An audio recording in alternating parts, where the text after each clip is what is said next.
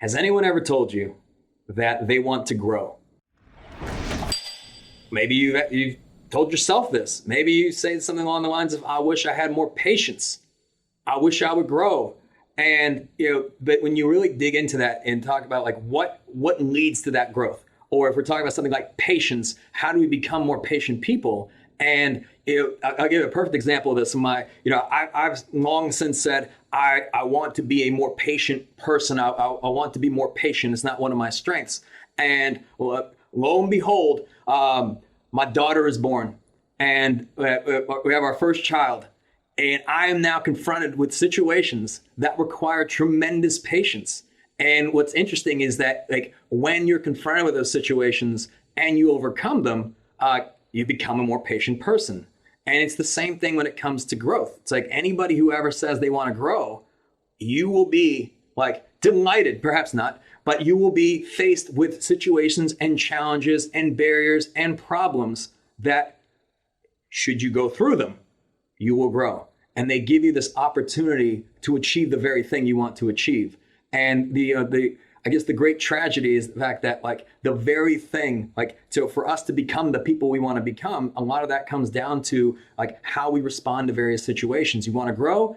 When confronted with a situation that can lead to you growing as an individual, it does require you to confront it, address it, solve it, go through it. But the tragedy oftentimes is the fact that when confronted with these problems, the very same people that say they want to grow often at the point of that problem say no thanks and literally rob themselves of that growth. It'd be no different than if you were confronted with a situation like I mentioned earlier, where you say you want to be a more patient person, and when someone tests your patience, rather than saying what an opportunity this is to become a more patient person, instead like responding very negatively and not gaining that lesson, if you will. So there's this great book, Man's Search for Meaning by Viktor Frankl. And there's a quote in the book, when they talk about, it's through his experience in concentration camps. And I think it's a very important read, but, he addresses the fact of like these people that had almost everything, if not everything, taken away from them, the clothes off their backs, their identity, everything in these concentration camps for years and years and years. Like, what is it that drove them to endure that suffering for multiple years, not knowing whether they were going to be there for, a matter of months or a matter of years? And like the ones, most did not survive, but the ones who did, he addressed the fact that they saw the greater purpose in their suffering. And, there's a quote by Nietzsche that says that he who has a why to live for can bear almost any how.